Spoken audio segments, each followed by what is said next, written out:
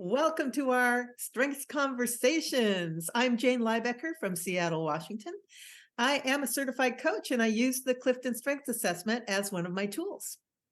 Awesome. My name is Manetta Fields, joining you from Maryland. I too am a certified coach, and I love to use the Gallup Strengths Assessment as a tool. And our special guest today is Alona. Alona, where are you right now besides in a car? What? Hi, I'm Ilona I live in Charlotte, North Carolina, and I'm also an Eddie Villa certified coach. And I love using Gallup strengths. Yeah. Absolutely, we do. So, Alona, can you share your dominant domain with us? My dominant domain, I have 5 relationship building and 3 executing. Awesome. And so, how did you learn about your strengths? So I saw Eddie at leadership, and I think it was 2019 or 2018, whichever one it was.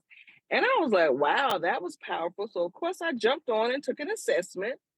And about a month or two after that, my upline had Eddie to do 2 workshops for us.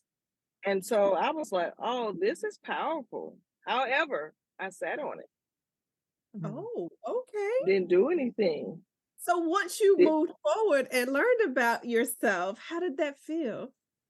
oh my God, it felt great. And it answered a lot of questions. People say, oh, you talk to everybody. Oh, you do this. And it just validated who I really was. And now Mm, I'm understanding why I'm like that because mm, of my top 10 strengths and my yeah. bottom 5. Yes. And we're talking to you today about your includer strength. And Yes. where's that in your top 10? Number 3. Number three. Cool. Oh, yeah. Yes. Yes. So, for those who may not know what includer is, I'm going to share Gallup's definition. So, includer people strong in the includer theme are accepting of others. They show awareness of those who feel left out and make an effort to include them. That's you, Alona. That's me. That's me. Um, I can give you a couple of examples, but one I really remember because it was heartfelt. We did a team building exercise and we were broken up into groups and we had to do this scavenger hunt. And one lady was a little slower than everybody else. So I kind of stayed with her. And then I said, okay, everybody stop. Let us catch up. Let us go ahead. And just to make sure that she kept involved in stuff. And afterwards, she really thanked me. She said, nobody has ever done Mm, that for me, like stop the group. Everybody usually leaves me behind and I got to catch up. But that's just not me. Like mm, even today, one of my cousins, I was like, is she going to the funeral? And my aunt was like, she don't have a ride. I said, well, we didn't offer her a ride.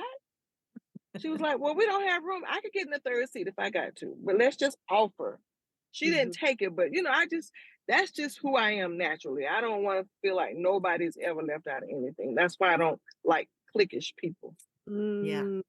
What is your number one and five strengths, Alona? My number 1 is adaptability and 5 relator. Ah, okay. Wow. So you've given us a beautiful example of how you use your includer. Would you add anything else to help someone further understand if they have includer also um, in terms of an example? um, can I talk about my number 1 and number 5 Yeah, and that how would it be the plays a next part? thing. How do they work? Okay, great. So I always usually include everybody. I don't want to leave nobody behind. Nobody left behind in my world, right? However, I do have relators number 5. So how I see it working is I'm a kind of go with the flow kind of person. I'm going to invite everybody. However, with my relator is number 5, I have a small, close-knit group of people that I trust. So I call those my people on my front row. And because I have included high, I'm going to include everybody, but everybody doesn't get to be on the front row. Mhm. Everybody else on the back rows. Gotcha. So That's perfect. nobody left behind, but only a small circle close. Love it. So you've already explained again what you like. So I want you to go ahead, Jane, and wrap us up. Alona, what would you say to somebody who's sitting on the fence about taking the Clifton Strengths Assessment? So when I first took it, I was like, wow, and really learned about it. Florence Druitt was the one that kind of went over it with me and really made me get into it at that point because I was like, wow, that's totally me and I'm totally awesome, right? So I've taken a I've taken a lot of personality tests, but what I like about Gallup is you're not put in a box. Mhm. It shows you how unique you are. So for me, it gave me evidence that I was enough just the way I am. And it Mhm. also because I know the strengths, and once you get into it, you'll see, oh, she probably has that strength. And it allows me to deal with people differently. Where I was Mhm. like, oh my God, they get on my nerves. Why they like that? Now I understand why they like that. Because they may have some top strengths that I don't own that could trigger me possibly. But now that I understand strengths, I know to allow them to be who they are because they're letting me be who I am. So I would encourage anybody to take this test, even if you've taken 50 other personality tests.